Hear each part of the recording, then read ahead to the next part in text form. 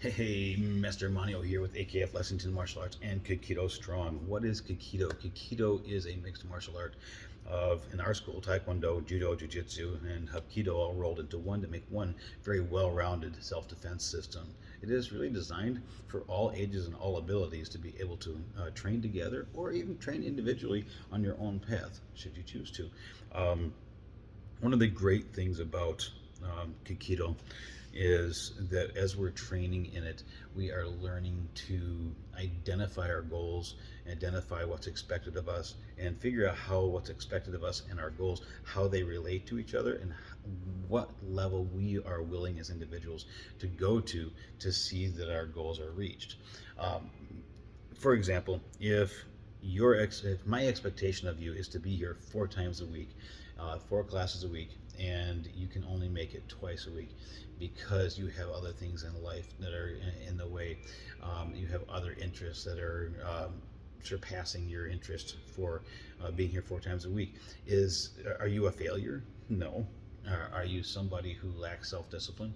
Absolutely not. Um, are your goals lesser than somebody else's? No, they're your goals, and you have to identify how everything fits for you personally. Every time I tell somebody that you have to learn what's expected of you and then do it before you're told, I always have a little piece of me that cringes because not everybody wants to do exactly what the status quo is at all times. And there's a huge long debate that we could go on as to whether or not there are times that is absolutely necessary. I agree. I think there is. So let's bounce back a second. The first part of learning self-discipline and self-control through martial arts training is learning what's expected of you. Um, One of the things that parents say to me that I really love hearing is they tell me they can't believe how patient I am and how good I am at getting the students to do what I want them to do, even when they're very squirrely or they are very resistant, or they have a plethora of other challenges that usually don't allow them to succeed in a community atmosphere, if you will. And I kind of chuckle a lot. People who actually get to know me know my patience is not where it should be. The reason why I appear to be as patient as I appear to be is because I know that I am going to continue to work until I get what I want out of the student. There's a difference between me demanding something from your student and you demanding something from your student. Your student has spent their entire life figuring out exactly what they can get away with you and how far to push it and what happens if I do this and what happens if I do that. They have learned what's expected of them, and they have decided that they're either going to go with it or they're going to veer off of it. And with you, they have quickly learned that there is opportunities that they can outlast.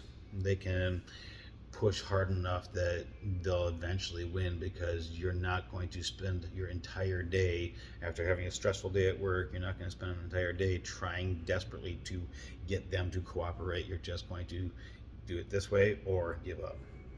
Here, they're either going to give me what I want or they're not going to be here. It's really that simple. And I want them here. They don't know it at the time, but they want to be here. And the parents desperately want to see some help. So, when we're working on self control and self discipline, the first thing I tell people that are trying to learn how to teach is don't ever make a threat that you're not ready to back up. And by a threat, I don't mean threats of violence. I mean, don't say you're going to do something unless you are going to do it. So if I tell you to do 10 push-ups and I say I am not going to continue this class until you have done 10 push-ups, I'm not going to do class. Everything is going to stop until I figure out how to get you to do your 10 push-ups, even if you want to resist. And over time, the student starts to recognize that here, not only am I going to hold them accountable, but the entire population that is surrounding them, of their peers, is going to be quite well aware of whether or not they are succeeding at pushing back, or if they are starting to try to fall in line. Now let's take another jump backwards, and let's remind everybody that all kids like to know what's expected of them. Self-discipline and self-control comes from that knowledge. They must know what's expected of them. Now, once they know what's expected of them, what they do with it, that can be a different story. We can go back to what I was talking about with parents, where they're going to start pushing buttons. They do it here too. The difference is they don't stay here all day with me. They're here with me for maybe an hour. That means that I have an hour of control, and they're not going to outlast me, because I will absolutely continue to demand what I want for that entire hour. When they leave, before they leave, if there's still being a problem, we will meet and discuss before they walk out the door some things to do at home, and then report back. Do they like that? They don't act like they do, but they do. Kids want to know what's expected of them. And most kids, once they know what's expected of them, most of them actually do try to do it. They want to be loved. They want to be thanked. They want to be appreciated. They want to be helpful. I don't even know how many kids I have actually seen try to get involved in the enrollment process here, because they want to know how much it costs, and they don't want mom and dad to do anything that's going to cost a lot of money. Why?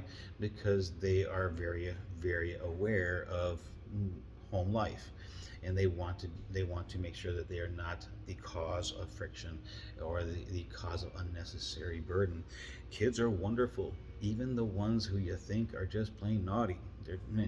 Even kids who have challenges at behaving and have learning disorders, or are on the spectrum, or sensory issues, or brain on fire issues, all these things, they're very manageable if they learn what's expected, and they start to learn that they can get praised for doing it before they've been told. So that's how in our school, right off the bat, when you first get started here, you are told you have two things that everybody has to learn. That's respect and self-control. And by respect, that means that they're going to be demonstrating eye contact with me when I'm talking, not speaking over me, and taking turns when they speak, and following directions, and doing things the first time they're told. Those are respect things. Self-control, the way they demonstrate self-control is learning what's expected of them and doing it before they're told. So if I say chariot, everybody knows that the first thing they do is they come to attention with their hands by their side and their feet together. Then what's usually going to happen next? We usually bow. So you'll see them getting ready. They know they're going to do it, and they're ready to do it. And if I use a different command, they actually does not compute, and it's kind of fun to watch, because they get so accustomed to knowing what they need to do and wanting to show that they're going to do it, that they're ready. They're ready. And that constant repetition of, this is what's expected. Did you do it? Did you do it? Did you do it? Did you do it? It starts to build that habit and that want-to attitude. The want-to attitude on discipline and self-control is huge. You can't always fight it. You can't always call them out. You can't embarrass them. What we do here, I will call you out. Don't get me wrong. I am not the kind of instructor who is going to tiptoe lightly. And sometimes I do, but I have a reputation of being absolutely willing to correct anybody at any time in any position, to make sure that the whole situation is understood by not just you, but the whole group. Now, I do it creatively, and I do it with an intent to build, not an intent to destroy or humiliate, not in any way, shape. So that means that we try to make a light out of uncomfortable situations, and then we try to build them back up and build into stronger situations. And it all comes down to the very simple thing: explain what's expected over and over and over. Never stop saying, this is what I expect. This is what I expected. If something goes wrong, tell them what you expected, tell them what you expect next time, and tell them how to do it. That's what we do. Repetition, repetition, repetition. Don't ever give up. Don't ever stop. Always go back. All right. So make sure you like, subscribe, and comment on my videos. Real quick, what is Kikido? This is our 3rd edition purple handbook, in case you're still watching here. And then this book, I just want to point out, look, there's somebody in there. And this book is for sale here, if you're interested. If you're a student, I suggest you get one of these handbooks, because the philosophy and symbolism of Kikido is a great read in this book, and I strongly suggest it. I will probably take that and post it somewhere as well in our student groups. So if you're interested, let me know if you want one of those books. We'll take care of telling you how to get one. And in the meantime, if you have any questions on how to develop self-control and self-discipline, put it in the comments below. I would love to answer some questions. Good Keto Strong.